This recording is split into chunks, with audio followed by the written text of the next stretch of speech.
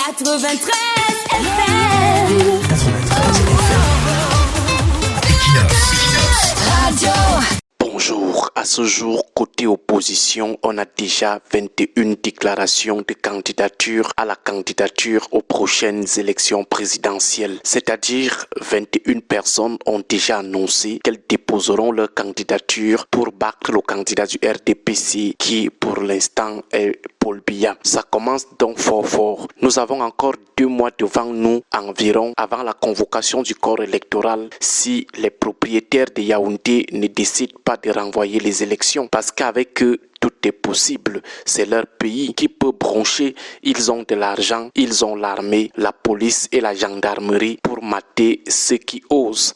Ils ont la justice militaire pour jeter en prison comme des malpropres tous ceux-là qui osent. Si les propriétaires de Yaoundé ne renvoient pas les élections présidentielles, nous dirons que nous avons encore 2 mois devant nous et d'ici là, plusieurs personnes pourraient aussi rendre public leur intention de battre Biya en octobre. On pourra donc quitter de 21 candidats à 40 candidats. C'est possible. Ce pays est formidable, même si au fond, on sait que plusieurs seront rejetés parce que leurs partis n'auront pas d'élus, parce qu'ils ne pourront pas être investis par un parti ayant au moins un élu, parce qu'ils ne pourront pas récolter au moins 300 signatures, parce qu'ils ne pourront pas avoir les 30 millions exigés. Donc, parmi les 21 Camerounais ayant déjà manifesté leur intention d'affronter Biya en octobre, plusieurs d'entre eux sont des comédiens, des animateurs, des champions de la distraction et de la diversion. D'ici là, la liste de ces comédiens va s'allonger, de même que celle de ceux à qui le régime a déjà remis les 30 millions de francs CFA pour faire diversion dans le camp de l'opposition. Néanmoins, malgré des éliminations d'office, il reste que comme d'habitude,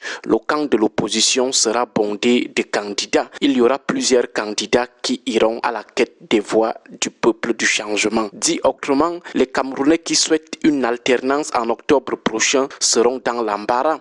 Certes, ils ont déjà réussi le premier choix, celui de l'opposition. Seulement, cette opposition a plusieurs candidats. Alors, qui choisir au demeurant? Qu'est-ce qui va les départager?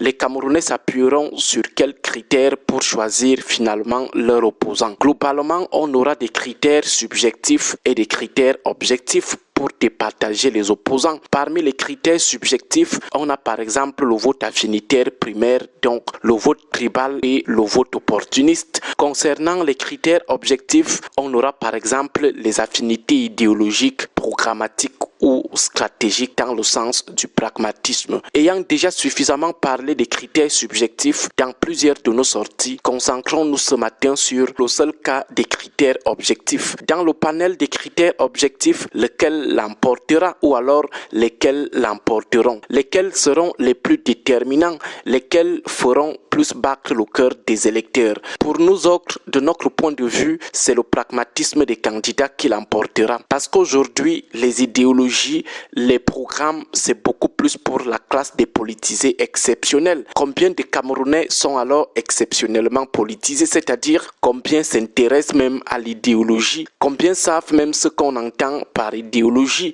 ce qu'on entend par programme politique. Même chez ceux qui ont fait les longues études, combien savent ce qu'on appelle programme politique. D'ailleurs, plusieurs d'entre eux confondent programme politique, projet de société et profession de foi. Même ceux que vous voyez bavarder croc-croc à la télé là, ils ne maîtrisent pas la différence entre un projet de société, un programme politique et une profession de foi. Ils parlent seulement pour parler. Un projet de société, c'est la vision globale et à long terme pour la société qui va au-delà d'un mandat. Il définit les valeurs, les objectifs, les priorités pour bâtir la société dont on rêve sur tous les plans. C'est une perspective très large. Par exemple, le Cameroun dont on rêve un jour. Par contre, le programme politique, c'est ce qu'on compte faire une fois au pouvoir. Pendant le mandat, ce qu'on promet là au peuple une fois au pouvoir. Il n'y a pas de futur éternitaire là-dedans. C'est-à-dire, à la fin de ton mandat, tu auras déjà fait ça. Et la profession de foi, c'est un engagement éthique et moral que le candidat prend suivant dans ses convictions, ses valeurs et ses intentions. Il met en avant sa bonne foi à jouer franc jeu. Alors, les Camerounais que vous voyez dans la rue là, qui veulent le changement, combien s'intéressent même à ces trois choses? Combien ont même le temps de s'intéresser à ça? Combien ont même la capacité de s'intéresser aux projets de société, aux programmes politiques ou aux professions de foi? Ça, c'est une préoccupation élitiste.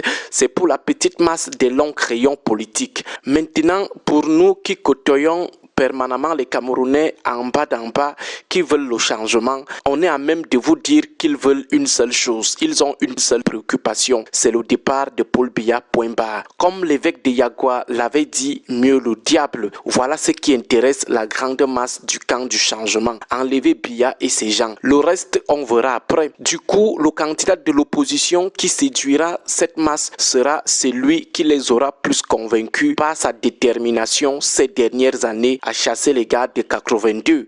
C'est lui qui aura déployé plus de moyens pour mettre les gars de Yaoundé hors d'état de nuit. C'est lui qui a plus de chances de les envoyer au quartier. C'est lui qui jusqu'ici a montré qu'il a le cœur dans la lutte. Bref, parmi les critères objectifs, celui qui intéresse davantage le plus grand nombre, ce sont les états de service dans le projet de départ rapide et sans concession de ceux qui sèment malheur et désolation dans la vie des Camerounais depuis 1982. Bonne journée à vous tous. 93 FM.